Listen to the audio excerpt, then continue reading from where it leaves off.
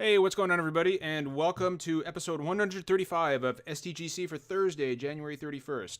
Yes, I am reading this from my phone because I'm running OBS tonight. As you can see, Derek is not here, and I don't have two monitors set up yet. So yes, I'm going to read the intro from my phone. So you're going to all have to bear with me. If you're not aware, Super Deformed Gamescast meets right here each and every Thursday night at 9 p.m. Eastern Standard Time, where we discuss the latest gaming headlines with a wide variety of panel members and guests. We also do a whole bunch of other stuff as time allows, like a separate show about movies and television, community game streaming, and a mental health support show. If you've been along for the ride so far, welcome home. And if not, hey, feel free to stick around and maybe throw us a follow. Every single podcast is archived the next day on our YouTube channel for those who like to watch, and you can find us on all major podcast services for those who like to listen. And before we start, get the chat going up here. Before we start, I want to throw out a special get well to our podcast sister, Rebecca Valentine. She's had a rough couple weeks with the flu and other things. She is currently in the hospital. She's going to be okay. She should probably be home tomorrow. But Rebecca, in the meantime, if you're listening or if you listen to this later, we all love you. We're all thinking about you, and we miss you. So take as long as you need, get well, and then hurry home to SDGC because we just want you back. We miss you a lot. So anyway, we got a lot to talk about tonight. Sam Tolbert is with us, an SDGC mod and a longtime friend of the podcast, and also Tom Johnson, who at this point, like fucking Tom and Sam have been on this podcast so many goddamn times at this point. Like, I might as well just bring you guys on as surrogates, right? Yeah, just come in, check out what's in your fridge, see if you got any beers left, But it's always great. I always love coming hanging out with you guys. That's essentially what Justin did when he came to visit me a few months ago.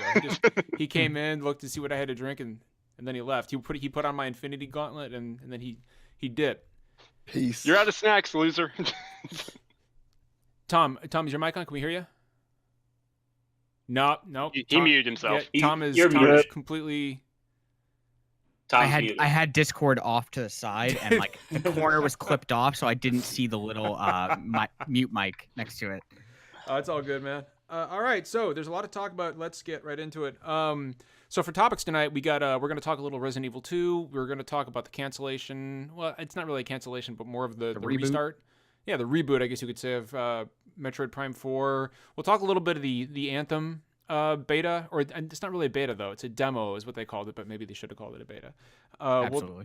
We'll talk about what happened there, and we're also Justin, we're gonna talk about Dreams a little bit, and we'll save that for the end, but we'll start off with Resident Evil 2. Now, before I begin, so everybody here has played it.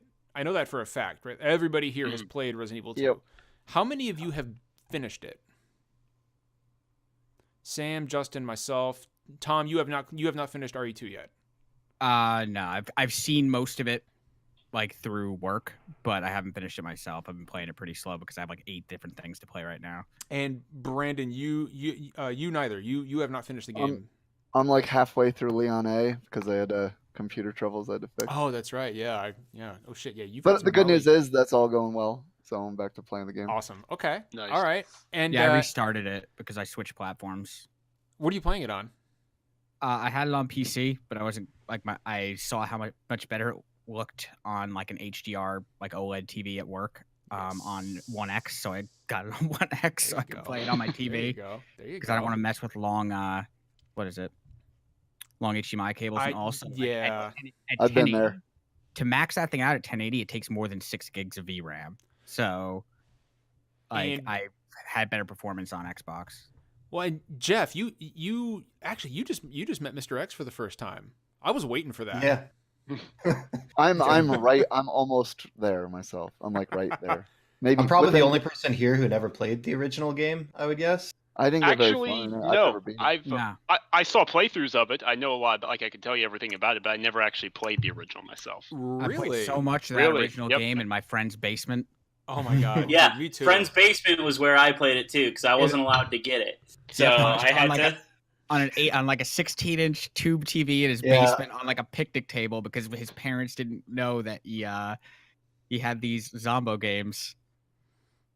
I just love the fact that like I love Tom's psychedelic background. Like it's just it's my fucking favorite thing. The aquarium, dude. It's trippy. It's so good. It's really good. It's really good if you just want to get stoned out and play Subnautica. So Resident Evil 2. So Zach and I did the official review. We did a co-review for SDGC.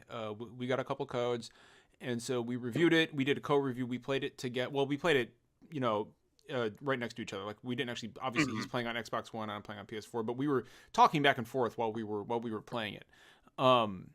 And straight up, like, I mean, you guys know how I feel about it, but I'll just reiterate it. Like, this is going to be... So Resident Evil 2 is one of my favorite games of all time. Like, I love the Resident Evil franchise. And RE2 is at the... Like, that's just one of my absolute favorites. It's up there with Resident Evil 4 for me. And Resident Evil 2 is, for me, a better all-around, more enjoyable game than Resident Evil 4 ever was. And Resident Evil 4 is one of my favorite games of all time. So Resident Evil 2... is literally is the remake is one of my all-time favorite games now. I have played through it fucking 6 times now. 6 times. I've done. That's actually nuts. Resident Evil 2. The game hasn't been out a week yet. I mean, Resident Evil 2 is so good that I had to capture Resident Evil 4 footage at work, and I literally couldn't wait for it to end because I said out loud, "Wow, this game is dog shit." Because that's how good. Like, the bar has been raised by the RE2 remake. So high that I'm like, fuck everything before this. I even went back to Revelations 2 and tried playing that after a few RE2 playthroughs, and man, going back is like, even just that far is hard. Yeah, it's really fucking hard. Now, to Brandon's point, to be fair, Zach and I had the game like a week before everybody else did. Yeah. But I've done still 6 times. So it's not super long. It's not long. Like, like Resident Evil games, once you go through them once, the second playthrough is like a quarter of the time. I'm aware. I mean, I will never beat it more than 3 times probably total ever. Well, so to give some context to what Justin is saying, right? Like, my first playthrough with Leon, I did Leon, the Leon playthrough first. I did standard difficulty, and I finished it in about 8.5 hours because I wandered around and took my time because I was like, God damn, this game is beautiful. So I'm gonna fucking walk around and just look at everything I possibly fucking can. I'm gonna fuck around. And then Claire's playthrough on standard took me 6 hours, and after that I did the B-sides. I know they're called second runs here, but I'm an old school RE guy. I'm gonna call them the B runs. It's AB. It's AB. Yeah, exactly. So I did the B runs, and then I did a hardcore playthrough for Claire and Leon's A run. And let me tell you, fucking hardcore mode is spicy. Like that, dude. I believe it. That I mean, shit is normal zesty. is no walk in the park. That shit is fucking. I ran into a liquor last night and shit my pants on normal. Second run was already a pretty huge difficulty jump from, the first run. Because I just finished up the second run with Claire last night. Yeah, so that's the thing, right? That was what I did as well. I've just started Claire A hardcore, but I did Leon A in standard and then Claire B standard. And the interesting thing I found was the first half of the Claire B run, second run, whatever, was really difficult because of the way a couple of things are laid out. But I found the second half way easier. That's mainly true. Because of Claire's grenade launcher. When you have ammo for it, her grenade launcher trivializes everything, in my opinion. So yeah, like the second half is tough, but like the police station segments are way tougher. With, way tougher. Just because it throws you right in, and like there's so many more items that you can get to right away before you have like the expanded inventory and everything, and more enemies everywhere, and it's tough. I found Claire.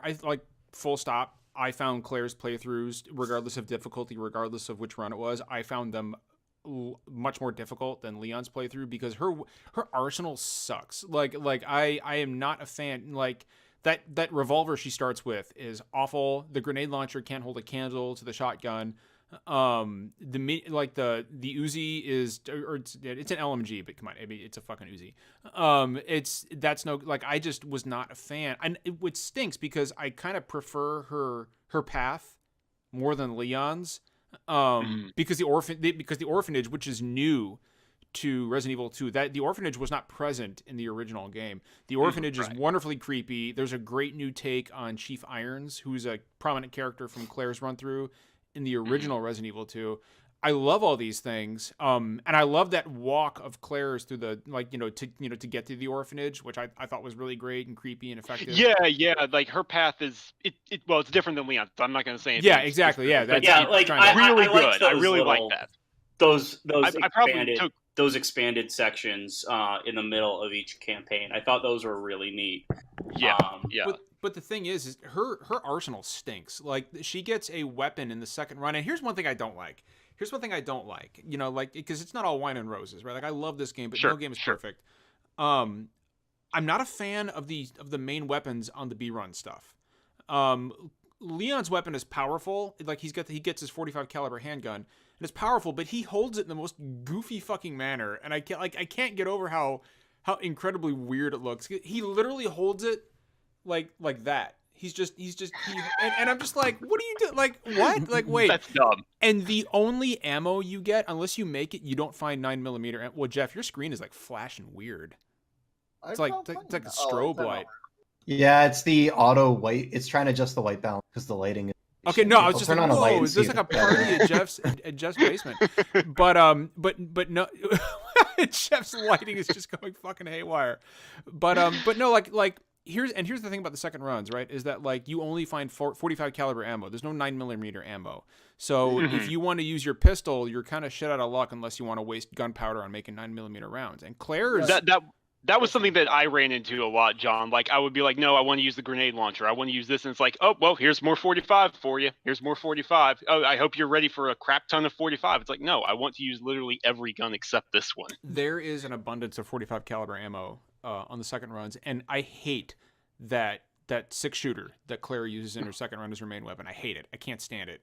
Excuse me. It wastes so much ammo. It really does. It's cool, but like, it fires so fast that, like, you just end up wasting so many rounds. Yeah. Because the zombies, is it me, or do the zombies move and operate quicker in second run than they do on the B runs? I don't know. I think there's just a lot of randomness in how they move and twitch and stuff. Yeah, I think it's tough to tell. They're very unpredictable. Like, even going through the same checkpoint or area, whatever, 4 or 5 different times on 2 different runs, they wouldn't act the same way each time. So there's a lot of different behavior and quirks and stuff, which I liked. But so there is something I want to discuss in regards to Resident Evil 2 that has been a hot bone of contention, we'll say, in the SDGC DMs, and that is Mr. X. He fucks. So, dude, so Mr. X, right? Like, beyond the fucking glorious memes that were born, dude, like those. Honestly, the best thing about Mr. X is the fucking memes. Like, let's not even bullshit around. There's like, good ones.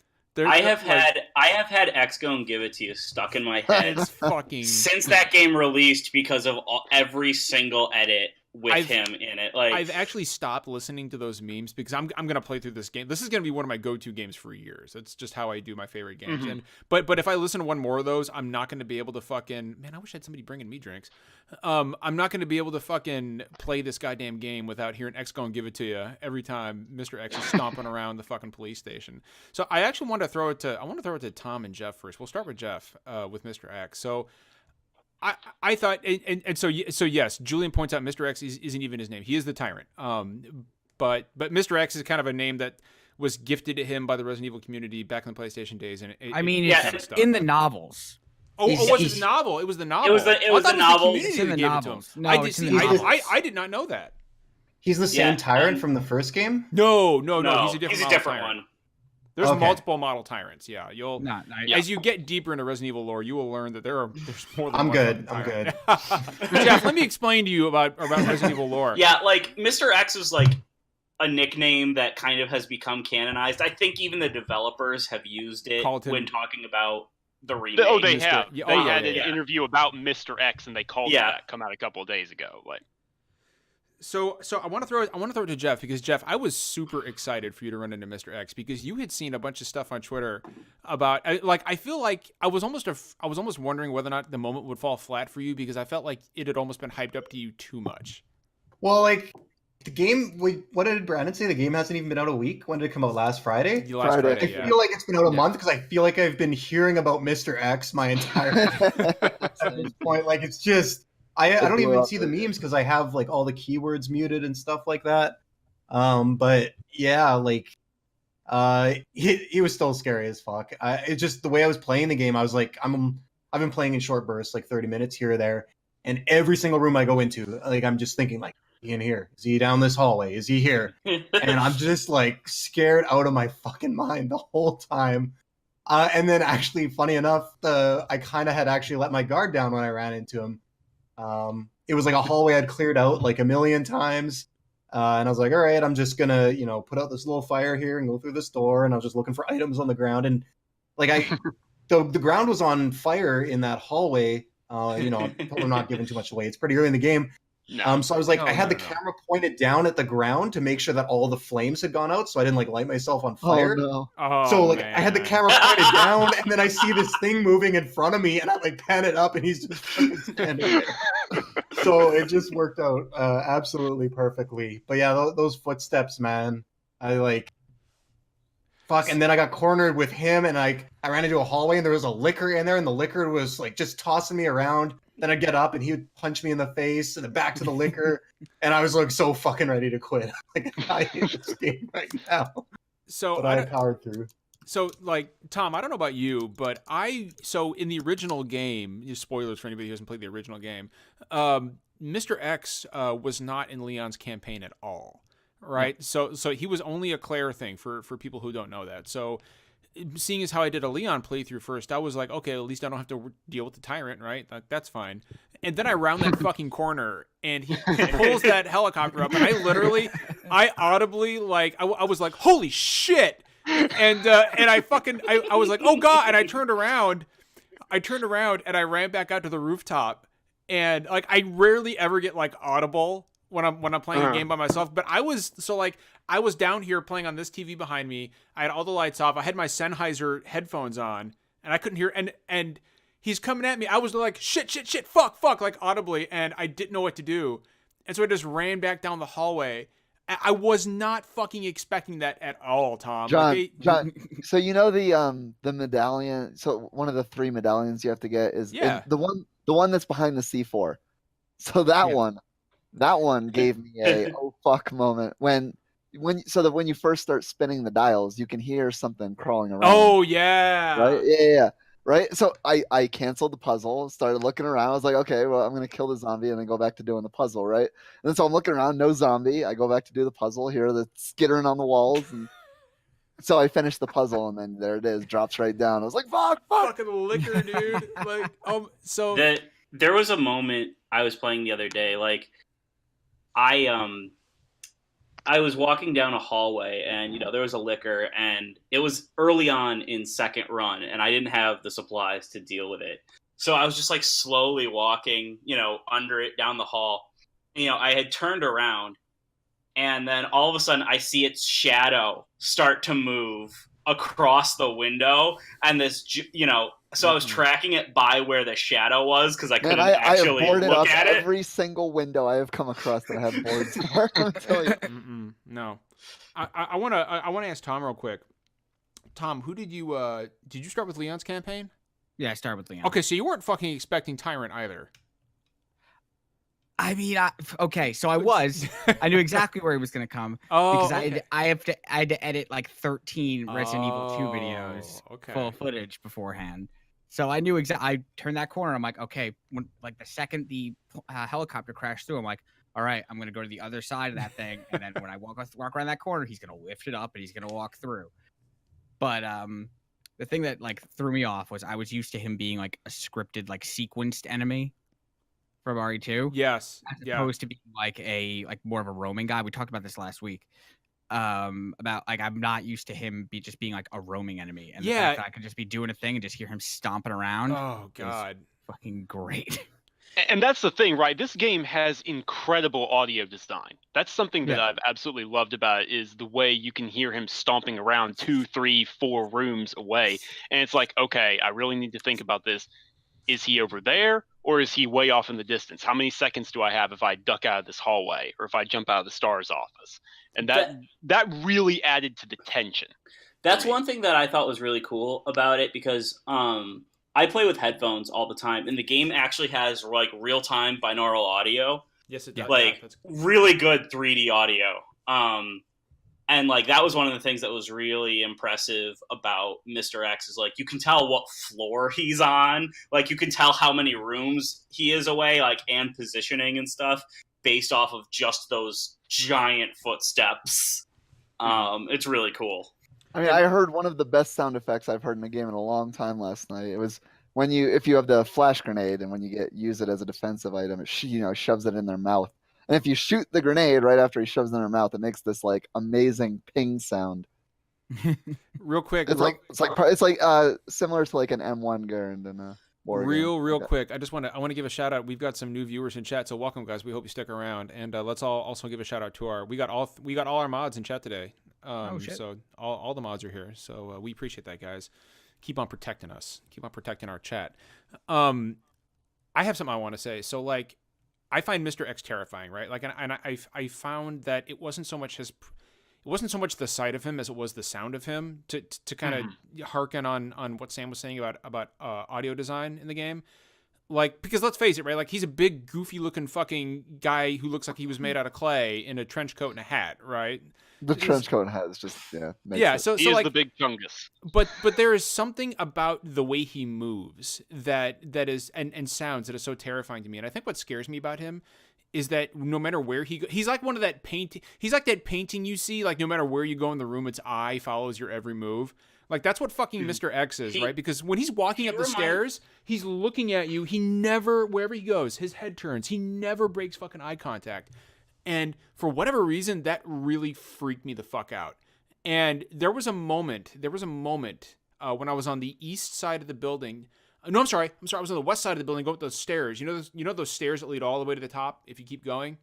I was in the middle, and I was by the shower room. And I walked back out to the stairs, and I started walking up, and all of a sudden, I heard those footsteps, and they were like he was either below me or above me. It was that moment where you could tell he's right on top of you, but I couldn't fucking tell where he was coming from. And that music kicks in, that fucking like warped, fucked up music kicks in.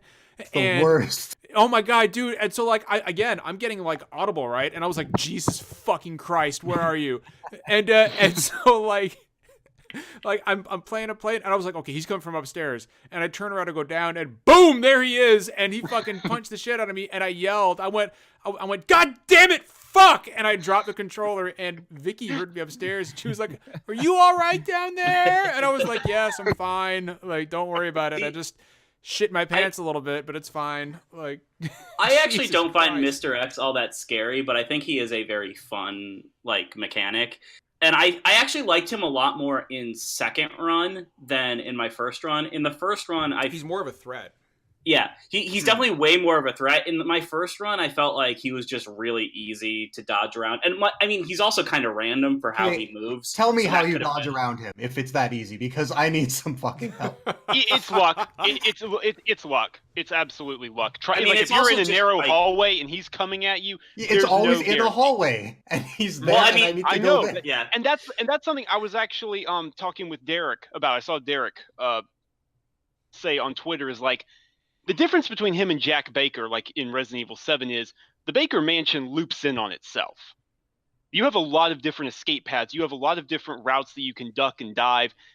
You don't have that here. If Mr. X follows you in a hallway, you better run the other way, and you better pray there's not something in your way. Yeah, another thing Derek was saying last week is that the Baker Mansion was also like he felt way more ever present than Mr. X 2, which he was really, I think he was preferred that. I much prefer like the Mr. X type thing where like, oh, I know he's coming and I can fucking hide from him. I think so. Yeah, but like for me, I think I preferred. I think also just like the kind of intimacy of the Baker Mansion and the personality of Jack and Marguerite, I think made them much scarier. I know for a fact, Justin, I know for a fact that the first thing I thought when I woke up at the dinner table at the Baker Mansion was, God, this is such an intimate setting. Yeah, I'm here, I'm here enjoying a candlelit meal with a lovely woman to my right and just a strapping man across the table. Like, it's just it was so good. It's so intimate. Dude. Yeah, I think just like the personalities and like how close you get to them. Like, I know I was playing 7 recently after getting a VR headset that like there's a moment where you're watching, like, I think it's like one of the tapes you find of Mia, and she's running from Marguerite, and like Marguerite is like steps from you, and you can hear how crazed they are and like talking to themselves. Oh, no, and stuff. That was the worst thing. That was the worst thing about Jack Baker. Is it wasn't so much Jack as it like being downstairs and he's upstairs, and he yells out something like, "Oh boy, I'm gonna find you, and when I do," and I'm like, "Oh God, fuck that!"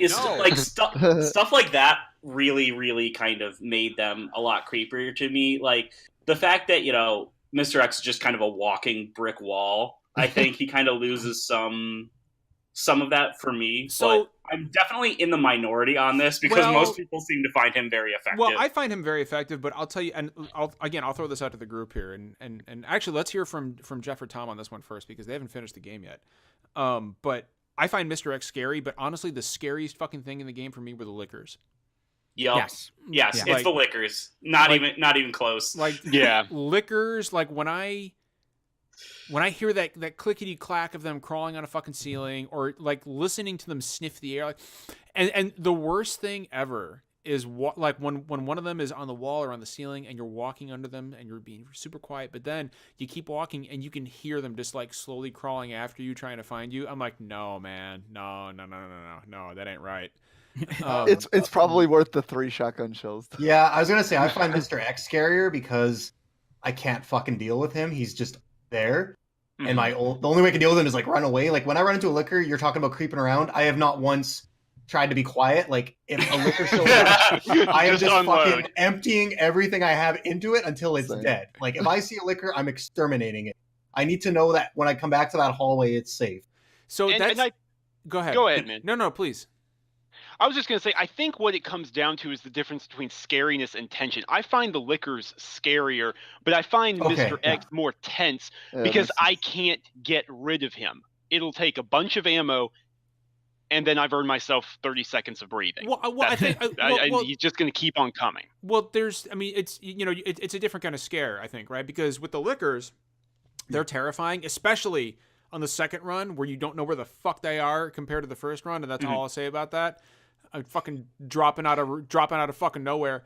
But the lickers are terrifying. They look terrifying. They sound terrifying. But you know where they're at, right? Like they don't leave their hallway. They don't leave their room. Well, I mean, but Mr. X is an ever-present threat who, like, no matter where you go in the police station, he is eventually going to zero in on your position. So like, just a strategy shout out to anybody who hasn't played Resident Evil 2 yet. Get rid of the fucking lickers before Mr. X enters the fray. Otherwise, you're going to have a very fucking difficult time. Well, I mean, enemy locations do change as you go on through the game, so there are points where you could be running from Mr. X and do what I did and sprint into a hallway that was previously clear that now has 2 lickers in it. Yeah, that's the second one. And then get pounced by them and then punched in the face. So I also want to talk about gameplay and how the game feels to play. Because obviously this is a return to the over the shoulder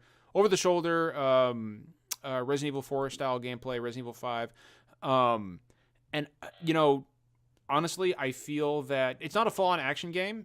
They definitely ramped up the survival horror here. I never felt like I had enough ammo ever, which is exactly, and I feel like Resident Evil 2, even more than 4, was able to balance that feeling of, okay, I think I have enough ammo to survive, but I'm not 100% confident about my arsenal right now. Yeah, Brandon knows what I'm talking about. I agree. Right now, I'm in a situation where I think I have 2 shotgun shells and like 15 handgun bullets. So and you got to figure especially in the first half, I would say. I think the ammo management does get a little better in the second half when you've figured some things out and you're a little more comfortable with stuff. But in the first half in the police station, it's like, okay, I've got 2 handgun bullets and 1 shotgun shell. I can kill this guy and maybe I can stun these 2 and run past them to get over here because I missed these supplies over here. Like, you have to do calculated runs in your head. Well, and that's what that's what I love about this, Sam. And you know, Jeff and Tom, as you guys finish the game, you'll encounter this yourself when you go back and you do subsequent playthroughs. But by playthrough 3, I find myself, because there are more windows in the police station than there are boards to use, right? So I found myself like planning out, and it almost became like a Metroidvania style game to me. You know, I was like, okay, I've got my route through the police station. These are the windows I'm going to board up because I know that I'm going to be running down this corridor from Mr. X more than I will this corridor in the east, in the east wing of the police station. I'm going to spend more time over here. So I'm going to board these windows up, and I probably need to board up this window in the west office in the west corridor as well because zombies tend to pop through there. And now I've got 3 shotgun bullets. I got 3 shotgun rounds, which are good for 3 zombies, and I've got 16 handgun rounds, which are maybe good for 2 or 3, depending on my aim. And I love the strategy. Or the RNG headshot explosion. Yeah. Well, and I feel like, Brandon, tell me if I'm wrong, but I feel like those are they're spaced out enough to where they don't feel like they're happening too often. But yeah, but at the same time, they're placed out in a manner that says, okay, I really needed that fucking head explosion. Yeah. Like, I played for like 3.5 hours. I've popped maybe 4 heads. Yeah.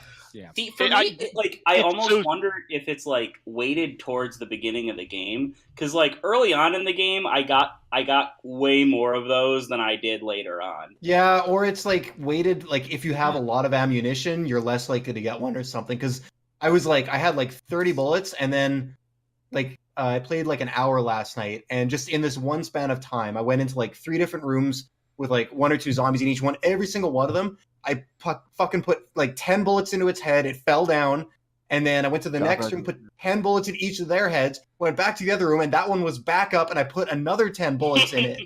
Like, Jeff, they know what they're doing. Jeff, wait till you do a hardcore run, dude. Like you might waste a. Oh no, I'm not touching this game.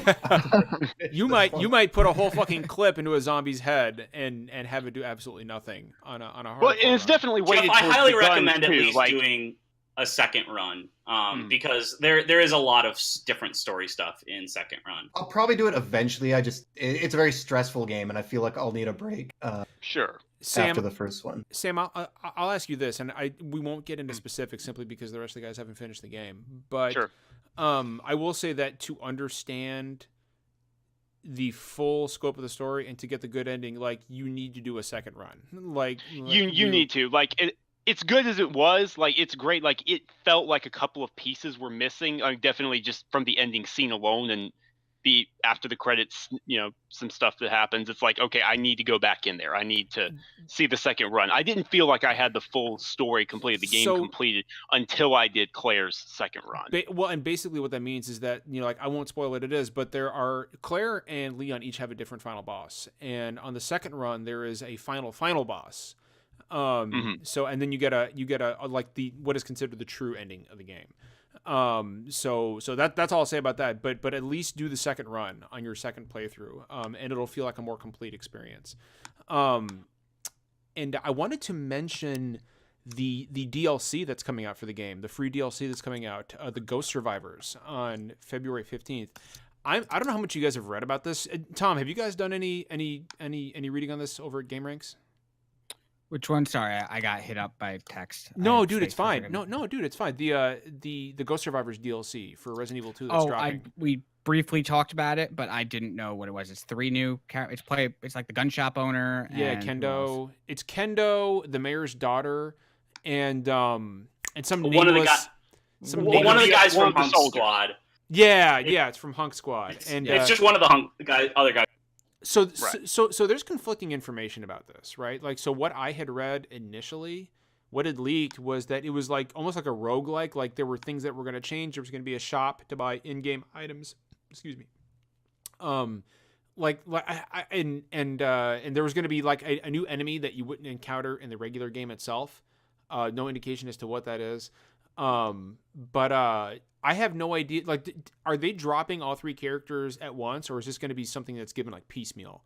Have they said that at all? Or it sounds like all of them are dropping on February 15th.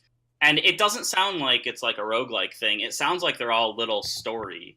That campaigns. was the. I mean, admittedly, like the PR release I got didn't say much, but it was kind of vague. But it muddled, did sound like they were. Yeah. It did sound like they were little story.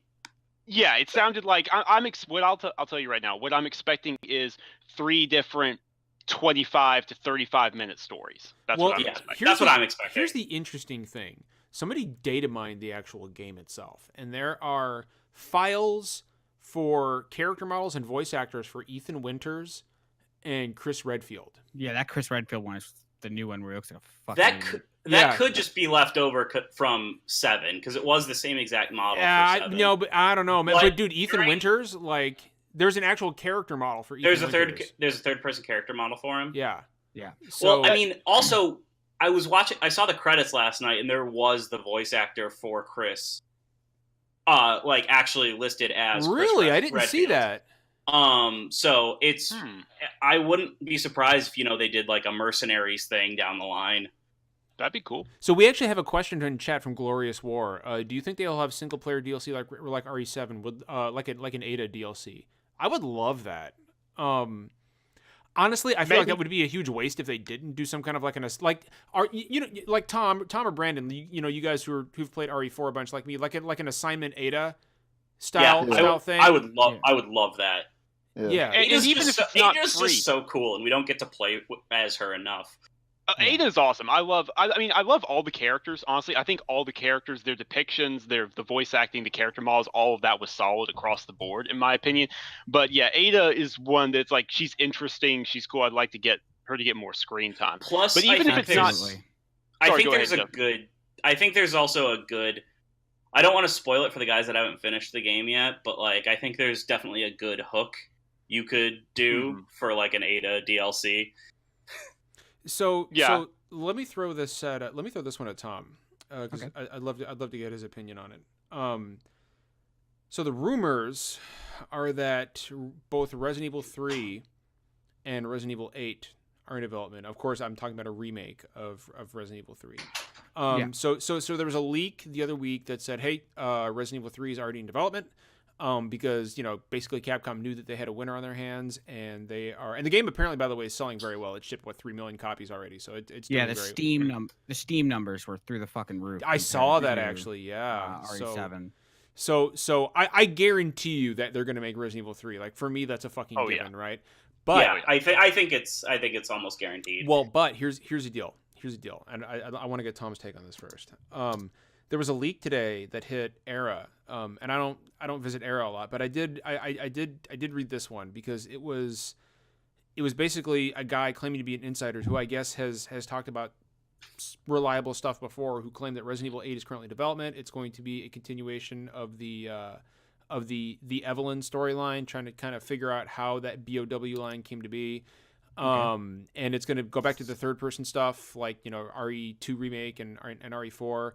And the reason I bring it up is because this individual said that RE3 was not currently in development, which I'm not sure I believe.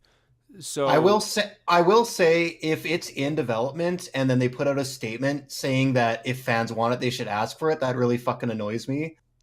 If they're already making it and they're asking people to go online and beg for it anyway. That whole rumor today just sounded pretty bogus to me. Tom, I believe I didn't hear the rumor, but part of me would believe that they have not started that game yet because they've been talking a while. They're like, we have 2 studios working on Resident Evil, and like they've been like all hands on deck on this RE2 for a while. Mm-hmm. Yeah, like I would not be surprised at all if it comes. I think it probably will. I agree with that, but I would be skeptical that they actually are working on it as the thing that tipped me over to not really believing this rumor is the line that they hadn't decided whether Resident Evil 8 was going to be first or third person. I feel like that is something they would have figured out by now. And also they specifically said that they wanted to release a Resident Evil 3 remake before 8, which I do not think is going to happen. No, I don't either. Like, I'll say this: I do think Resident Evil 8 is possibly in development already. Like, I'm sure it is. I would. Yeah. I'm almost like thinking we might even see that next year. Like, it'll be I wouldn't be surprised. 3 years from 7, like. Well, so I don't know. So let's I don't know. Let's fucking examine this real quick. What do you guys think about an E3 announcement for Resident Evil 8 and a January release date next year? I wouldn't be surprised. I wouldn't be surprised. It's got the engine. Here's the thing, though. Here's the thing. I'm a little concerned, and speaking as someone who is in nirvana and heaven right now with the way Resident Evil has made a comeback, I'm a little concerned about them not spreading it out enough. I'm not, because I want more Resident Evil. See, I get that, but also from a development standpoint, it's a mad dash to get these games out before the next gen. And there is that as well. There is that as well. And I think there's also the fact that, like, when doing, like, a remake, it doesn't, like, even though Resident Evil 2 is a brand new game built, like, based on the original Resident Evil 2, like, there is a difference, there's a major difference between, you know, putting out a brand new, like, 8 versus, you know, going 2 and then 3. So there's something else I want to point out. Somebody had mentioned an RE1 remake in chat. I missed it, but I don't want an RE2 style remake of 1. 1 is perfect the way it is. It doesn't need to be touched. I don't think they're going to either. I think that's a waste of resources and a waste of time. I think they want to get all the Resident Evil games out on current consoles, like you guys said. We've got now 1, we have 2, we have 4, 5, 6, 7. We got the Revelations ports. So literally, I think all they're missing, I mean, aside from like the weird like Game Boy spinoffs and stuff like that, or the PS2 like Outbreak, for the mainline stuff, they're just missing Code Veronica and 3. Right. I'll tell you what a fucking time. Tom, go ahead. You look like you were going to say something. Oh, no, I was reading the chat. Okay. I mean, just guys, what a fucking time to be a Resident Evil fan. Like, holy shit. I mean, Resident Evil 7 was amazing. Resident Evil 1 and 4 are coming to Switch this year, which I'm so fucking excited about because I'm going to buy Resident Evil 4 as many times as they release it. Like, I'm going to be straight up with you guys. I'm not going to front. Like, I'm going to fucking buy that game as many times as they want to give it to me. And then Resident Evil 2 came out. It is now one of my favorite games of all time. And we've got a potential Resident Evil 3 remake that's coming. I mean, it's fucking coming. I am absolutely floored at how good Resident Evil 2 remake looks. Like, even if it's that engine it's something else, man. And it runs amazingly. Like, frame rate performance. My PC is brand new, so it better run the game well. You know, it runs better than I would even expect still. The RE engine reminds me a lot of when I first saw the Fox engine, when Metal Gear Solid 5 came out. At the time, the gen was still pretty new, and I was like, I mean, when you look back at it now, you can clearly see it's dated with textures and stuff like that. But at the time, I was like, this looks fucking great. It runs fucking great. I want to see every game on the Fox engine, and then it kind of just died with Konami. So it's great to see something like the RE2 engine, and it would be awesome if they licensed it out. Or something like that. I don't know if they will. I mean, I love that the engine was developed around VR, so it supports high frame rates. Like, playing Resident Evil 2 at 144 frames per second, it looks real smooth. Yeah. And this engine, like, is it just me, or does it handle like wet textures and wet effects really well? Like a level above everything else. It doesn't matter whether it's like the rain coming down the marble or like if Leon or Claire get their jacket wet. It looks good. I will say it's a little ridiculous. Like, every time Leon or Claire go into the rain, they're like, rain! like I'm just like I kind of chuckle at that. Jeff, go ahead. I was just gonna say the one thing. Some of the reflections look a little off. I'm not sure. That. Yeah, just like on the marble and stuff like that. Green space reflections. Yeah, they do look. They look but off. Like, if you even really that is a step up from 7 because those were absent in 7 on consoles, and they're here now. So like, they're continuously improving it. But like, no, playing it, like, you know, it's 60 FPS. You know, I'm on PS4 Pro, and it's, you know, 60 FPS there, and it looks fantastic. Like, can we? Speaking of looks, I really like the RE engine, and I'm really like hoping other developers kind of take after it. Like, it has an amazing balance of performance and visuals, and seemingly has been really good for, you know, Capcom's development workflow. Because an outstanding successor to MT Framework. ever since RE Engine hit, like the quality and quantity of their output has gone up. Us on top of being, more Fingers visually crossed, Devil impressive. May Cry 5 runs really well. I mean, I can't. They said that performance is absolutely key for Devil May Cry 5. Yeah. So I can't imagine it running worse than 2 or 7. Well, it annoys me so much that RE Engine does not stand for Resident Evil. I can't. I know. Wait, that's weird. I reach for the moon. What does it stand for? It stands for Reach for the Moon. What? Capital RE. That doesn't even make any fucking sense. What? Like, I don't even care. I'm gonna call it the Resident Evil. So am I. Like, I Resident Evil don't give a shit. I don't care. There's one more thing I want to mention about Resident Evil 2, and that is the my favorite dismemberment physics since Dead Space. Like there are few things in life more satisfying than blowing off a zombie's arm and just like watching it slowly just peel away from his body. Like there was one time where a zombie came at me and his hands were up, and I fired a shotgun blast and he staggered back and I was like, oh shit, I just wasted a fucking shotgun. But then like he brought his arms back up. I've never seen this happen in a game. And then the arms just fell off. He brought his one arm back up, but as it came up, like one stayed, but the other one like kind of did that number right there and was hanging on by like a tendon. And then he started flapping it around and it just eventually fell off. And I was like, whoa! I was like, the gore is the best. Shit. I'll make a statement. The gore is the best in any game. And it really looks like 90s practical effects and stuff too. And it's strategic because if you don't have a lot of ammo, sometimes it's better to just take off one of their arms or shoot their legs out and run past them than it is to try and kill them. Yeah. So Sam just made something a really good point with that 90s aesthetic. I was thinking more 80s, but here's the deal, right? Who here played? So does anybody have the deluxe version? Yeah. No. Okay, Tom I was not does. able to, unfortunately. So I got to tell you right now, if you really want to ramp up that B80s horror movie vibe, play on like hardcore, for example, like the ink ribbon saves, and turn on that classic Resident Evil soundtrack because the deluxe. Oh, I did buy the DLC for the soundtrack. Okay, so Brandon, I am playing with the original soundtrack. So the original soundtrack makes it feel like you're in that early 90s, like 80s. Yeah. The little menu sound effects and all too. Well, and so like that leads me to, and this is the last thing I'll mention, and this is for like the old school Resident Evil people. I don't even know what the real soundtrack sounds like because I turned the DLC option on. Oh, dude, the real soundtrack is great, but there's just not much of it, right? Like it's a very, very quiet game. Yeah, I want music pretty much every room I walk into. So sorry, go ahead. No, Jeff, please. I was just gonna say before we move on, you're talking about like the music and audio and stuff. One thing, I wish the game was a little bit brighter, at least in some areas. I just find like the darkness. I understand why it is the way it is, but I feel like there's so much great art and level design that I'm missing out on. Some of the hallways and rooms and stuff. Like it's just. I don't know. I guess because the old one was pre-rendered backgrounds and stuff like that. But I just wish I could see a little bit more because the game is so beautiful. See, it's kind of funny that you say that because I kind of wish it was a little bit darker. The way it's color graded is like the dark areas are kind of gray instead of like deep black. Did you do the calibration? Because I was able to fix it. It's supposed to be that way.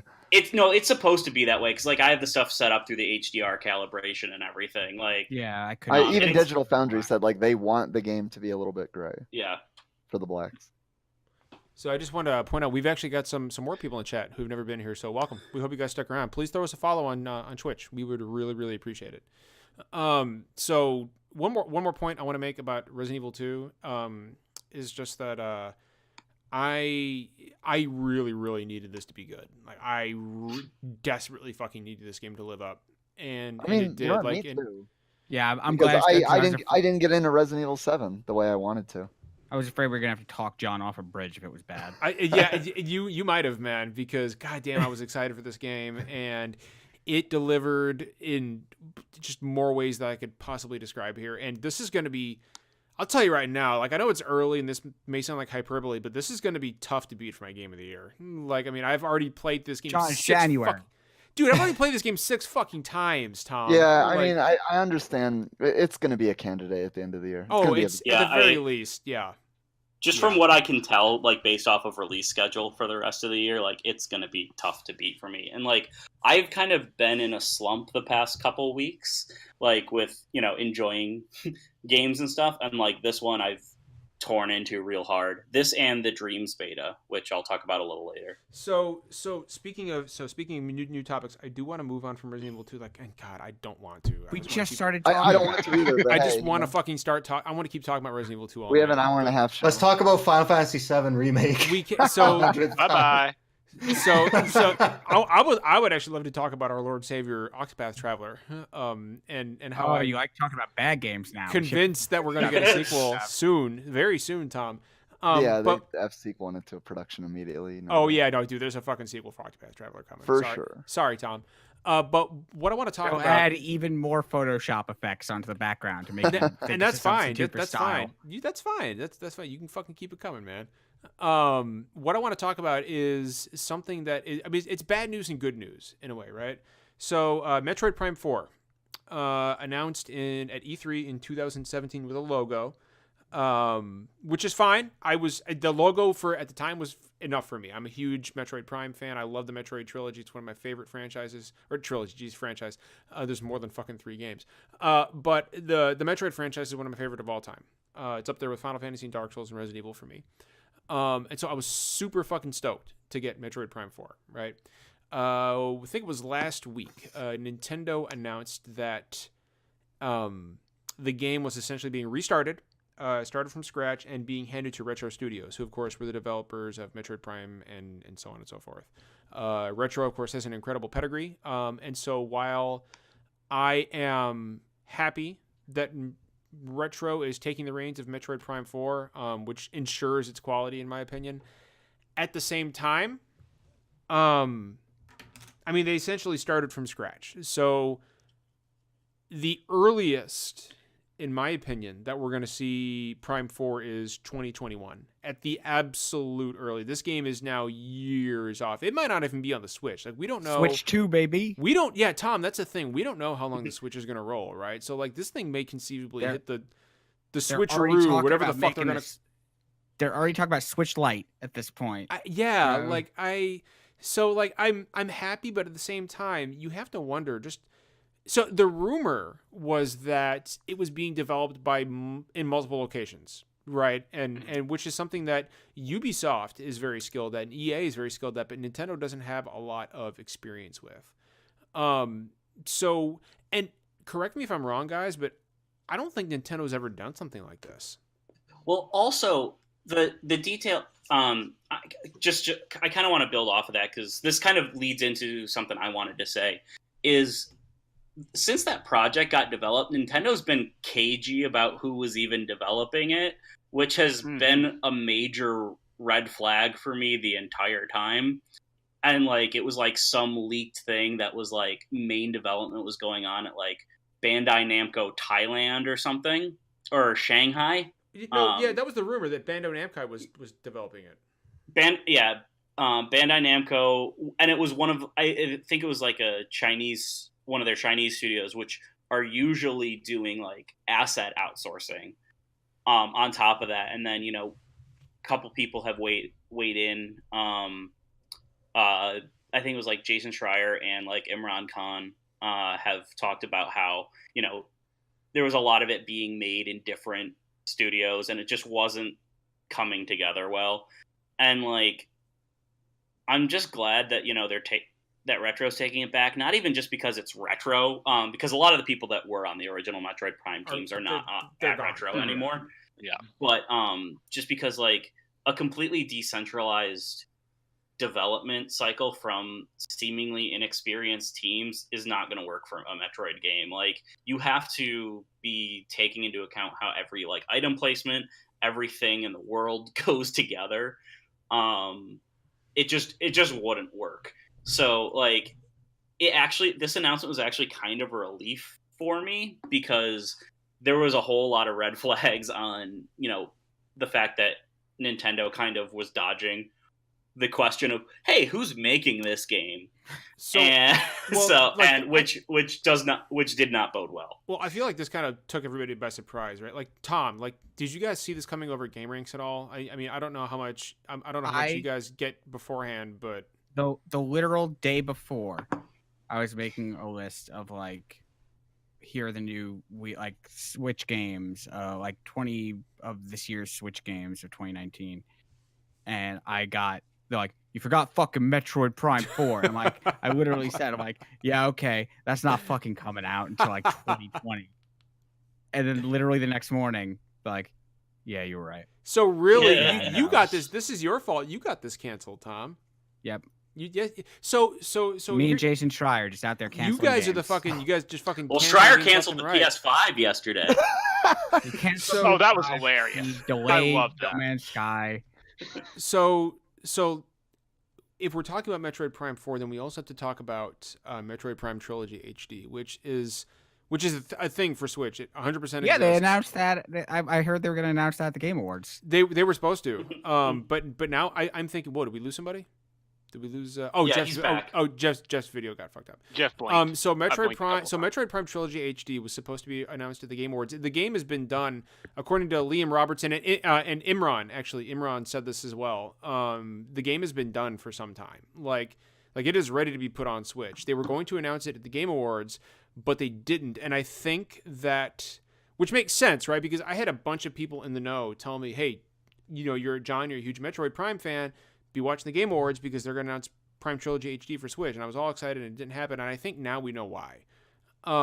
Because I think they knew then that Prime 4 was going to be restarted. I think that, which leads me into something else that we'll get into in a second here. But I feel like Prime 4 was intended to be this holidays game, and I feel like Prime Trilogy was going to hit in February because we don't know, because Switch doesn't have anything first party coming out in February that we know about right now. And I think that's exactly what's supposed to happen.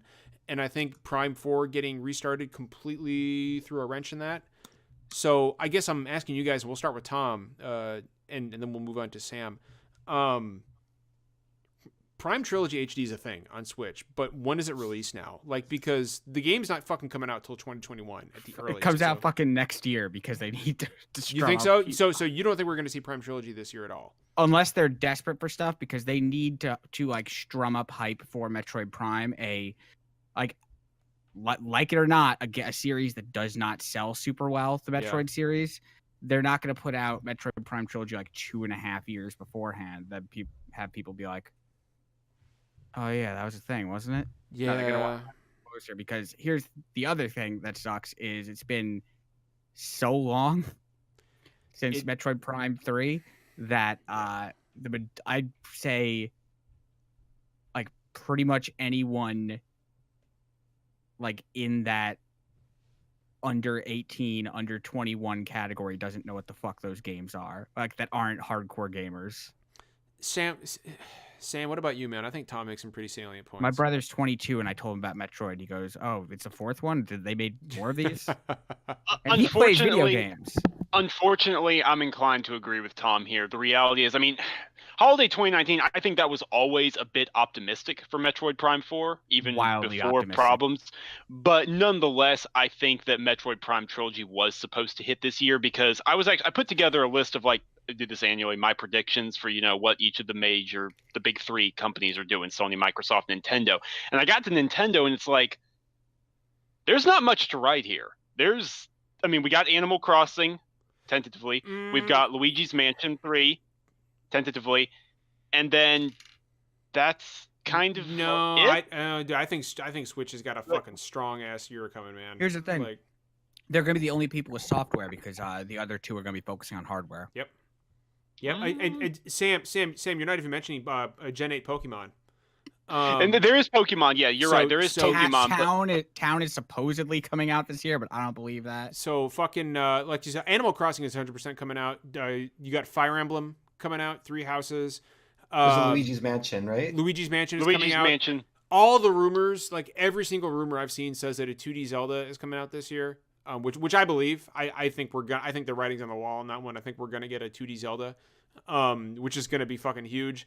Because this year they need either a Mario or a Zelda title, like period. Like and like New Super Mario Brothers U Deluxe ain't gonna fucking cut it. That Yoshi game comes out. Yoshi comes out. I've got questions. I don't know about that one, man. Marvel but I mean, Ultimate Alliance. Yeah, Ultimate Alliance comes out. I think Switch is going to have a great fucking year personally. Mitty in chat had said that she actually doesn't think that 2019 Switch needs Metroid Prime Trilogy. But Mitty, here's the problem. I fucking need Metroid Prime Trilogy in 2019. Okay, like that's you got Resident Evil 2, John. Dude, let us have Animal Crossing, you monster. Your W and fucking live with it. I still, one of my favorite moments from last year was Jeff's reaction to Animal Crossing on Twitter. That was Jeff. That was so good. Also, just on the subject of Metroid Prime, please. That year at E3, when they announced the thing, and then I was talking to people who would know things, who would know like these such things, who are like, yeah, that game hasn't even started development. They just made we just made the logo. God, like, which is weird because like Nintendo normally doesn't do that, right? Like they normally don't.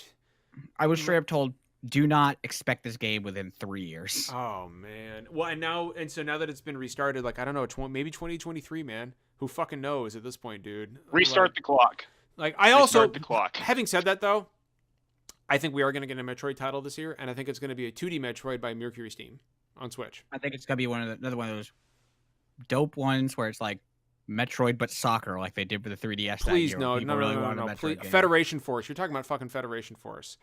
Hey guys, we partnered with NetEase. We're coming out with a Metroid mobile game. You can pre-order it on the Apple App Store now. If you're on Android, I don't fucking know. I've always thought an iPhone. Can I just say that I've always thought that NetEase sounds like something you take to make you go to the bathroom. Like that's just me. It's to clear your sinuses. NetEase. I want to move on to I will just maybe not move on, but ask a question to anybody. And by the way, reminder for everybody in chat and everybody in the podcast, I will be removing my beanie at the end of the podcast for the first time on camera. No need to see that, John. No, dude, this beanie's coming off, and everybody's finally going to see what's underneath this beanie. That sounds like a threat. No. This shit's coming off. You guys, there have been endless questions about what is under my beanie, right? What am I hiding under here? What am I keeping? It's another beanie. The beanie is fucking coming off, and all your questions will be answered. So please, like that's how we're gonna end the podcast. Give everybody a little tease. But Dio says, I hope it's a Waluigi hat. Rar says the beanie will finally be washed. That's true. I have not washed this beanie, and I probably fucking need to wash it. Yikes! I probably need to wash the beanie. It's a wonderful beanie. It really is, dude. Like I feel like I got kind of like a duality of man thing going on here. 2 of them. Like I'm all sad. My face usually looks all sad, but I got like the happy. I'm legitimately impressed at your ability to not lose a beanie. Dude, I've got a collection, man. Like I've still got my Delson Rowe beanie from 2014. I'm sorry. John F. Kennedy Airport has claimed no fewer than 4 beanies from me. How many people have the Delson beanie? Can we have an episode where everyone on the show wearing the Delson beanie? I have one somewhere. Oh, let's do it, Tom. Let's do it. How did you get one back? Was it like a special edition? Yeah, it was the like special edition. Yeah, I'll wear my fucking Delson beanie. I'll do it. I'll wear my Final Fantasy 15 Chocobo beanie. I don't fucking problem with that. But I wanna ask, did anybody play the Anthem demo? I did not. I tried. I couldn't fucking play it. I couldn't. I got in and I was playing on PC, and then I would hit like to start the mission, and it would get to 90% loading, and it would just stop. That's what I saw on Twitch stream. I was told after the fact that if you turned off matchmaking, I found this out on Monday when I went into the office, it would just load you right in. Wow.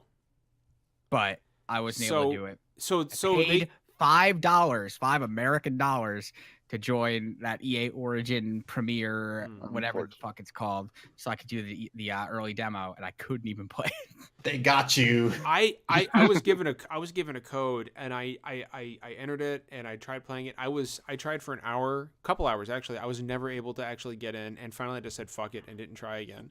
So I still have not actually played it.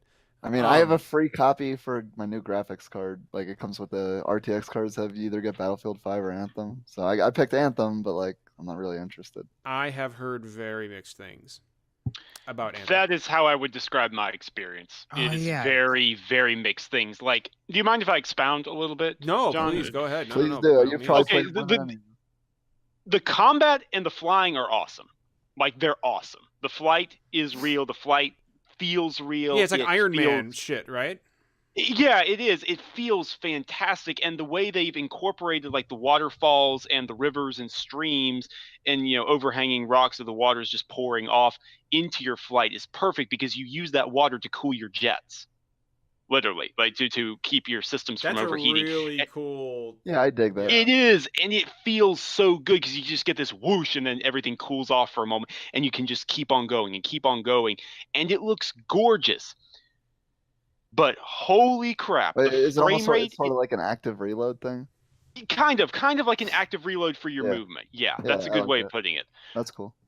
But holy crap, the frame rate inside Fort Tarsus, which is like their version of the city, the wall, whatever. Oh, that part I got to do, and that was framey as hell. I could count those. I cannot recall the last time a game's frame rate and motion blur put together made my eyes hurt. Also, I can't recall.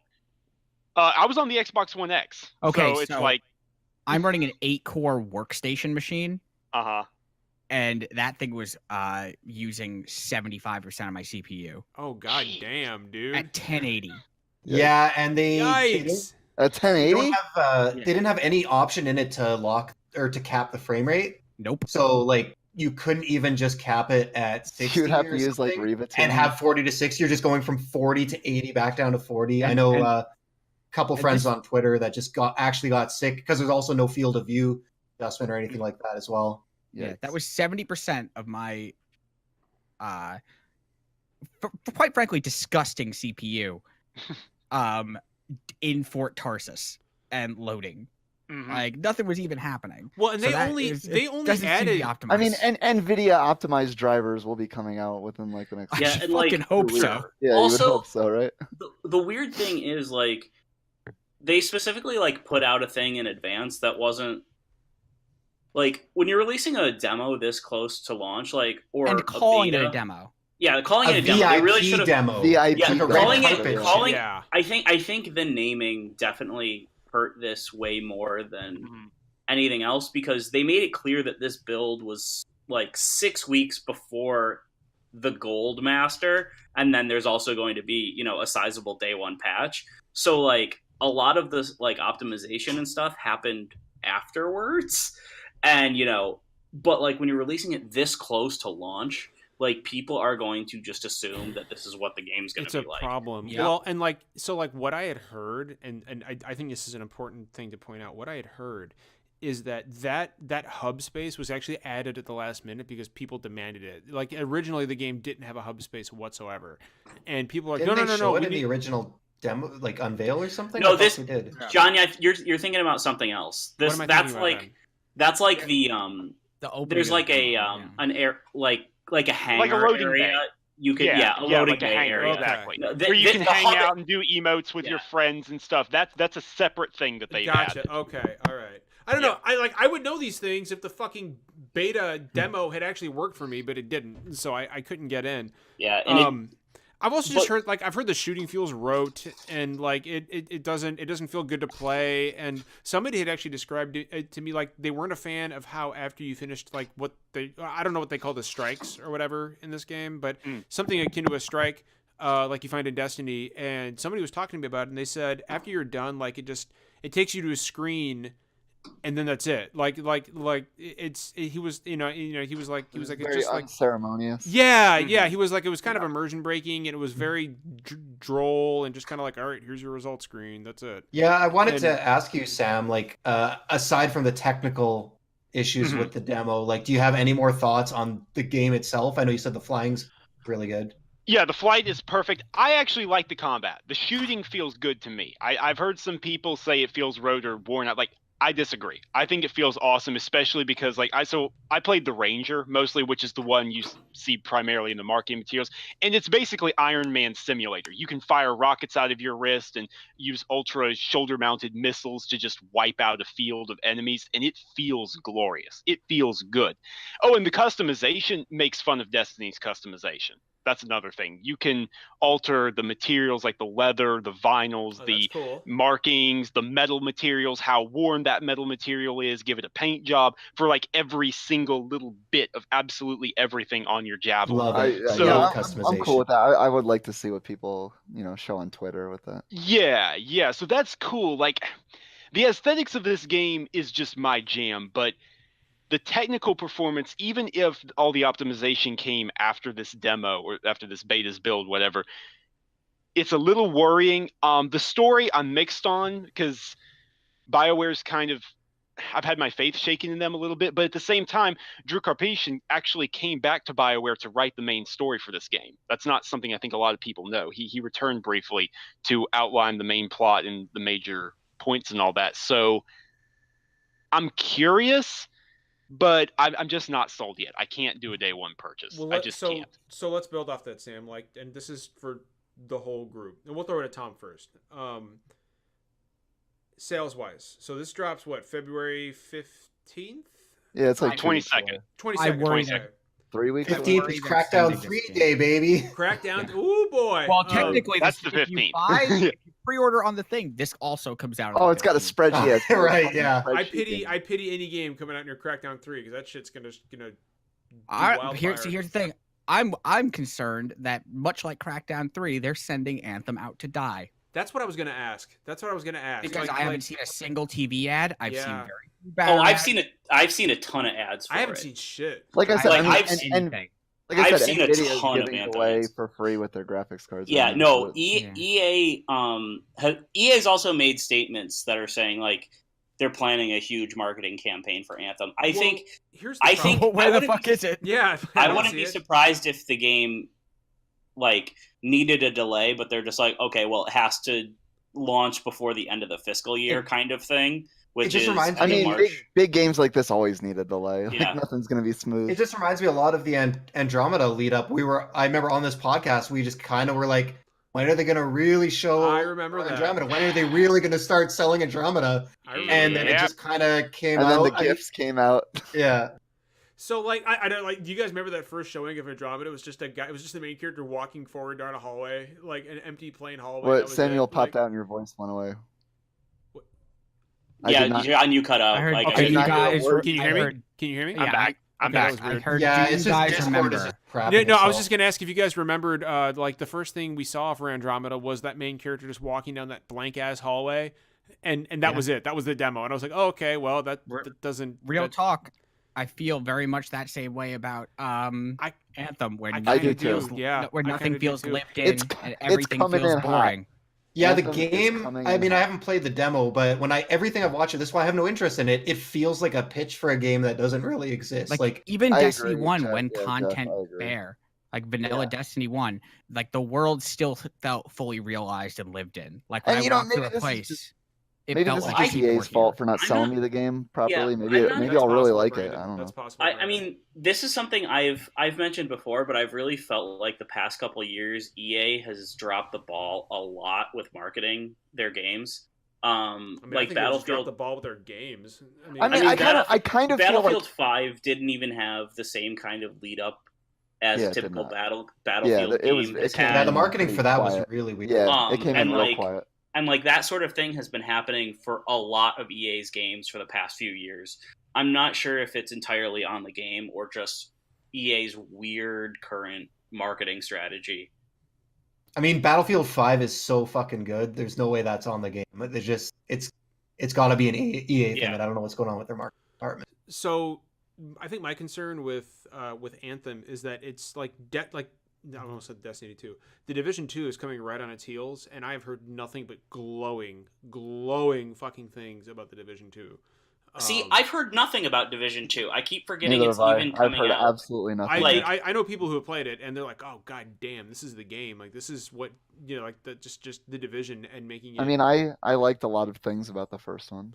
I was like, isn't the second one just more Division? My favorite memory of the Division was me and Brandon in the Dark Zone doing jumping jacks. That Dark Zone, the beta, dude, the beta. That was fun. Brandon, we had such a good time doing that, dude. We had such a good time. Oh my god, Brandon and I and a couple other people were just capping people in the Dark Zone and then doing like a circle of we'd all get in the circle and just do jumping jacks over the poor guy's body. It we were trolling people. Sorry, it was so good. I just went around closing. And I never had a similar experience with the full game.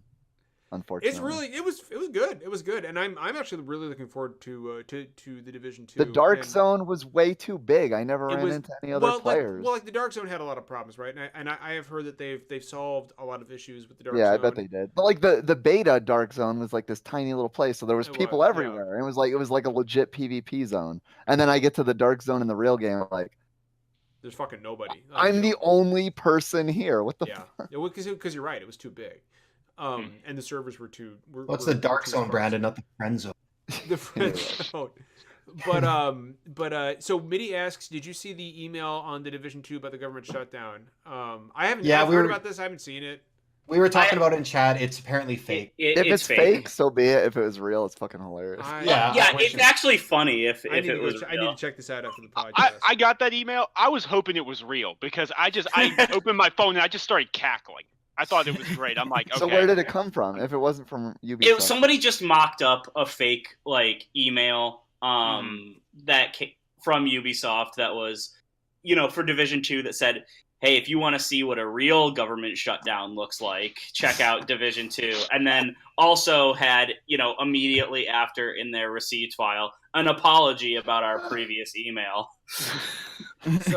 So there's we got about a little less than 15 minutes left, and so I want to move away from Anthem and talk about Dreams because Justin has been playing the beta, and I have seen some of the creation, like you guys know, and I will say it right here on the podcast, especially for Jeff, because Jeff has been hounding me about this ever since so I told you it's alive and it's well. So for a long time, as Jeff will tell you, I was like, Dreams is canceled. This game's fucking never coming out. It's vaporware. It's not going to happen. We all remember it. Yep, everybody on SDGC remembers it. And I'll tell you what, within 10 minutes of seeing what is possible in Dreams, not only can I confirm to you that it is real and it is coming out, but I am 200% sold on the promise and the potential of this game. Like, I have never, ever seen anything like this.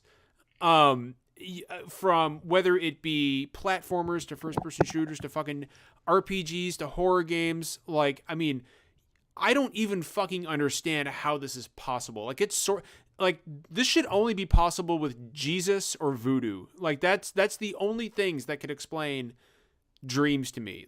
So Justin, like, fucking how, Justin? Like, how the fuck does this work? I don't know. I really can't put it into words. Like, I'm so glad that they dropped the NDA because they hadn't. Dreams was basically like part of the technologies that make up what Dreams is were shown at the PS4 reveal event 6 years ago. Fucking and nuts, then dude. Like there's been a couple things now and then, but it's mostly just been some small streams from Media Molecule showing off, oh well, this is what the game developers can do, what the people that made this can do with so people never known. And like this, within 20 minutes of playing this beta, my jaw was on the floor. Like, it is, well, first off, I put in the code, and it's a 1 gigabyte download. 1 gig. What? That's it. It's 1 gigabyte. Is it a fucking server-based game? Like, is it? It's because it doesn't have traditional game assets. It's not saving textures or files and stuff. Like, it's using like data points to create like voxelized stuff. It's not traditional pixel graphics. So it's a tiny file size to download, and then you go through this cute tutorial that made me smile, and then I just went to check out Dream Surfing, which is what they call it when you check out creations that people made. That's cool. I clicked on one and was in it in 2 seconds. Literally, it's God 1 to 2 seconds to move between creations because of how it streams the data. And like with Little Big Planet, it would take minutes sometimes with the bigger stages to get in, and then you'd get in, and for like the first like 30 seconds to a minute, it would be like really choppy and stuff. Dreams, it's the longest I think it's ever taken me to load into a level is like 2 to 3 seconds, and that's going from creation to creation. Like that's not even just like backing out. Like you don't download anything. it's super quick, and then the stuff that people are creating already in the beta is astounding. Like, well, and that's what I want to like that's the thing, Justin, yeah. right? Like this to me, and like I don't know how much the rest of you have seen. Like Tom, I don't know if you guys have had any hands-on time with Dreams over at GameRanx. Here's the thing that blows my mind about Dreams is I was just thinking about this. I was there when they announced that game. Yeah. In New York at the PlayStation 4 reveal, and it was like two dudes making a band with PlayStation Move controllers. I remember that. And Holy shit! I felt the exact same way then as I do now. And I'm like, the fuck is this thing? But so, dude, like the thing about Dreams is also like once you get your hands on it and start seeing how everything has come together, like if you have that question of why is this taking so long in your head, you start playing, you're like, that's why. No shit, huh? Because dude, they recreated the fucking PT demo. Like goddamn, even down to the that fucking Dead Space one is crazy. Like, what the like, holy shit! Like this right here, guys. I said this on Twitter the other day, and I stand by it. This game, and somebody came back at me with like, John, that's hyperbole. I'm like, no, it's fucking, really, it's not. This game is going to fucking change everything. Like this game is it's less of, a user created content thing like Little Big Planet was, and more of they made a game engine that has like gamified tools and have really thought through how to share it. Like there's tons of ways that you can remix other people's levels. They put together ways that you can collaborate between people. Some of the best creations I've seen have been made by like 5 or 6 people collaborating on different things. And God, I can't fucking wait to play this with my son. And I can't also fucking just wait.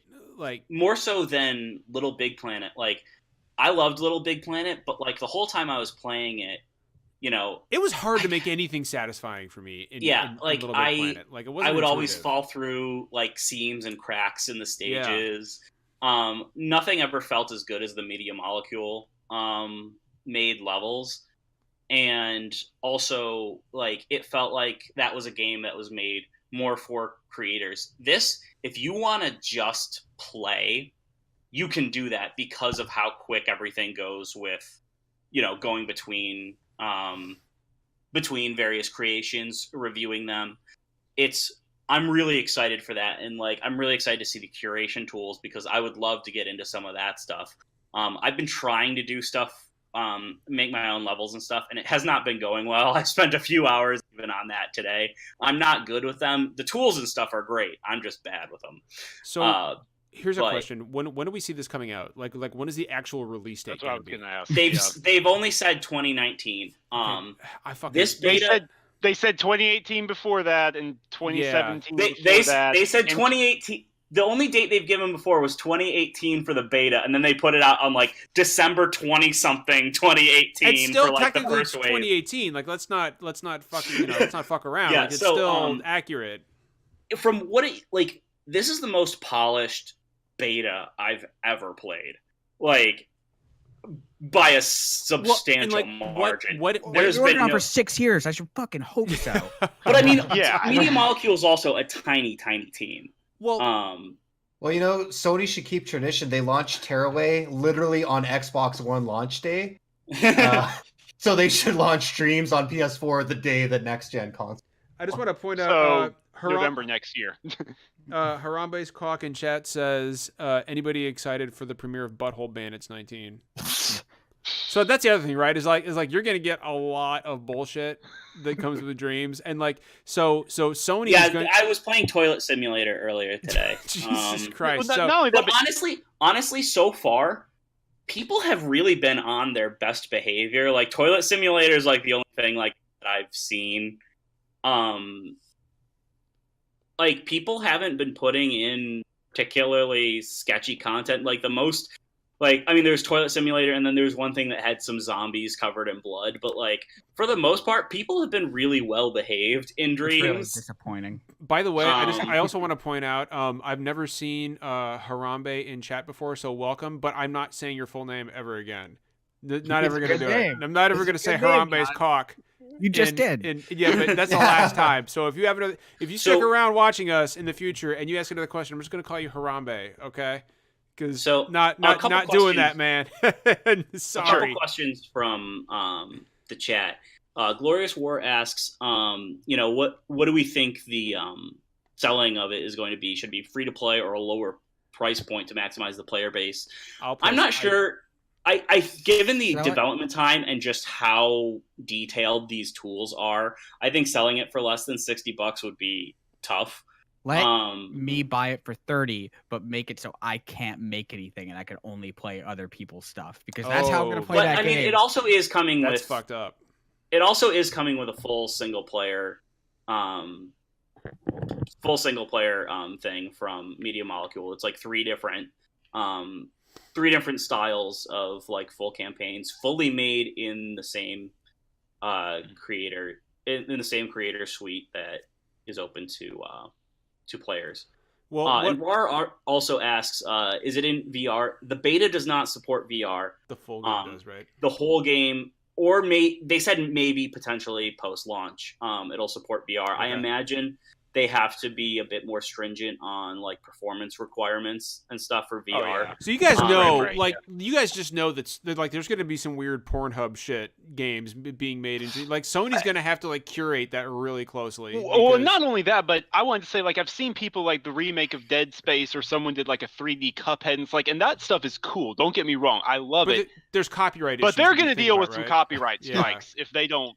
They're going to deal with. That's a good question. Like, they're going to need a plan. That's a good. They're going to need a plan to deal with that stuff. That's a real good point, because that PT demo was like pound for pound fucking PT. Like it was. I still don't understand how it works. But Jeff, go ahead, man. You were going to say something, and then we'll wrap up. I mean, obviously the tools weren't as advanced as they are now, but people have been making full other games in Little Big Planet for years as well. Like I played basically every Final Fantasy game in Little Big Planet too. Yeah, that's a good point. Like, so I don't know how. Yeah, those things around. I think it's not uncharted territory, but I don't know how they have been dealing with that previously. I don't know. Yeah, I think usually the line, like, it's considered homage when you're creating your own assets and stuff. So like I played like a Doom tribute level today where somebody actually within the Dreams music creator, which the Dreams music creator is really detailed, and they actually recreated BFG Division from Doom 2016. Yo, you gotta link me that. And it was pretty cool. But yeah, like the PT one, I think, is the one that could kind of get it, because it's using the line a little bit. That one's using the actual audio from PT. Yeah, that's gonna get a strike. Yeah, you can't fuck around with that. But like for the most part, I think like, people that are making like Mario stages and stuff are fine, as long as they're making like the assets and stuff on their own. Yeah, so, I just asked because like there's Little Big Planet, but then there's this. Like this is leagues ahead of that, so it's. I'm interested to see how it goes. Yeah. The other thing that I think could be really cool for like long-term monetization stuff is like Little Big Planet, sold a lot of costumes and stuff for the Sackboys, and had like, packs for various stuff. Like, I would love to see, like, official, like, level packs and, like, asset packs along the same way. Like, they had stuff for Star Wars and Marvel and stuff in Little Big Planet. Like, could you imagine if they're like, oh, here's, like, an official, like, Spider-Man that you can use kind of thing? Like, people would buy that, like, and be able to use it. Like, it would be really sweet. I think the most important thing, and we'll end on after this. I'll do some quick housekeeping, and then we'll wrap up because we're pushing against our time here. But the most I think in closing, the most exciting thing for Dreams to me is just the idea of finding some very talented potential game developers just out in the gaming community. Using this, if Sony is smart, or not just Sony, but if any of the big devs are smart, they'll be watching Dreams very closely to see what kind of creativity we have out there, and who knows, maybe the next Miyamoto, maybe the next Barlog, maybe the next Miyazaki is hiding out there somewhere, waiting to be found. And the other thing that's really cool is like it's not just allowing those people to have like a low barrier of entry to like get to creating games, but it's also giving them a platform. Like I definitely think like people are going to act as like Dreams curators and stuff like that. And I think, you know, if stuff with Dreams catches on like Twitch and YouTube and stuff, like you could get a good audience and stuff. And they have a lot of tools for, you know, collaborating with other people. Like you could even have like dev teams that become known within Dreams and stuff. And I think that's really, really cool. There's a lot of social features that are really well thought out, even in the beta. And I'm really excited to see what happens to it once it comes out, and you know, a couple of years down the line, because I think we're going to see some really, really amazing stuff. Especially like I've seen some awesome stuff within the beta, and this isn't with the full tools. And we were NDA'd up until this week, so people haven't been able to collaborate or do, you know, tutorials and stuff. And they have it set up so that you can share any assets that you make with anybody. We're like the iterative process and collaborative process of Dreams is, I think, what's going to make it really successful in the long term compared to a lot of other games that have relied on user generated content. Yeah. Cool. So we'll do a I gotta oops, sorry, can you guys hear me okay? My mic got really messed up there for a minute. Yeah. Yep. Yeah. So we'll do some quick housekeeping real quick. I want to point out that Greg Miller is doing a great thing in expanding his kind of outreach for small content creators. So if you go to kindafunny.com, just go to kindafunny.com. There'll be a link there. I don't have the actual link for the thing on me, but you can go there and nominate a small content creator to go to Kinda Funny for a whole week and co-host Kinda Funny Games Daily with Greg for an entire week and work with the team there. I've had a few people tweet at me saying that they nominated me. I appreciate the sentiment, but I said it on Twitter and I'll say it here. Please do not nominate me. I've nominated a couple people on the podcast, and I would love if you guys did that as well, or nominate some other content creators that you feel deserve the time and attention. I appreciate the sentiment, but I've already been to Kinda Funny, and I want to get, and I loved it, and I'm gonna go back. But I would love to have somebody else who has not had that exposure to get it. And to kind of experience what myself and others have, because it's something great, and it's awesome, and I really loved my time there, and I want somebody else to experience that. So please do not nominate me. Nominate somebody else, be it on this podcast here or another content creator that you like. I would really appreciate that. Don't forget, next week we have Steve Spawn from Able Gamers returning to SDGC. He hasn't been on a while, and as everybody knows, he is somebody that I have admired for a very long time for all the work he does for disabled gamers, and we are very much looking forward to having him on. We still have our biggest guest ever coming up, and I can't tell you who that is yet, but it's coming very soon. We're just waiting for a certain date to pass, and then we can go ahead and schedule this person onto the show. So I cannot wait to tell you guys who it is, but it is the biggest guest we've ever had on this podcast in the over 3.5 years we've been doing it. So please look forward to that. We got a lot of cool stuff. PAX East is coming up. We got a lot of cool stuff coming up in the future for you guys. Yes, Julian, it is the biggest guest we have ever had. Like we have ever fucking had ever. Like big. It's not Cory Barlog, but it's Cory Barlog big. I'll tell you that much right now. But I can tell you it's not Cory Barlog. Wait, do I even know who this is? I'll DM you. I think you told me, and I completely I feel like I told you. I'm pretty sure I told everybody on the podcast, and I'm pretty sure I told Tom too. But I'll remind you guys after we go offline here. But yes, I'm talking. Yes, it is like the level of a Cory Barlog or a Neil Druckmann. Like that's how, or like a fucking Jeff. All right, Keighley. don't hype it up too much. Okay, that's how big it is. That's how big it is. But I'm really excited to talk to you guys about it. But the other thing, I promised you guys I was going to remove my beanie for the first time ever on this podcast. There have been so many questions as to what is under this beanie, and finally we're going to find out that all along under my beanie there is simply another beanie. Disappointing. Do it. There it is. That's the good stuff. Yep. There it is. That's all I got for you right there. Sorry. And if I were to remove this, there would be another beanie. But it's cold in here and I don't want to do that. So anyway, thanks to Tom and Sam, as always, friends of the show. Where can everybody find you guys on Twitter? So, you can find me on Twitter at Samuel Tolbert, Tolbert, and you can find everything I write on TickGamesNetwork.com. I've actually got my review of Resident Evil 2 coming out tomorrow morning, where I go into everything I talked about today and more, a bunch of other stuff. A MOBA from that Wushu Studios and Lucid Games are collaborating on. I've been spending some time with that, and I'm going to have a preview piece on that coming out this weekend. And then we've got some other really, really cool stuff coming out late February, but we can't talk about it right now.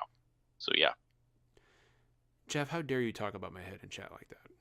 I'm just going to point that out. I'm just curious. Like, my head gets warm with a headset on. You're wearing two beanies. Things must be cooking up there. Dude, this beanie here has caught so much fucking sweat during this podcast now. Oh, Jesus Christ. God damn. John, I'm wearing one and I'm sweating. Dude, fucking, I've been dying. Dude, I've been dying this whole podcast. But, Tom, John's going to pass out as soon as. Dude, seriously, I got to the point where I was like, Jesus fucking Christ. I should have had like a glass of water before I came out or something. Tom, where can everybody find you on Twitter, man?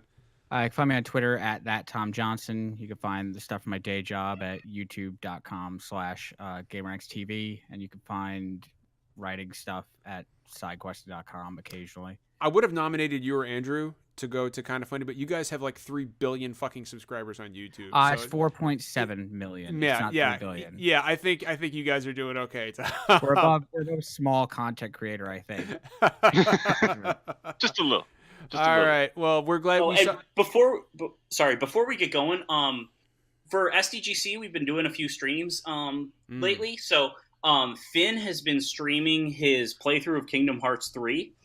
And so the first 2 parts are up on our Twitch channel right now. And yesterday I streamed the Dreams beta for about an hour, walking Zach through some of my favorite creations that are in the beta so far. So if you want to see more from that, go check that out. They're archived on our Twitch channel, and they're pretty cool.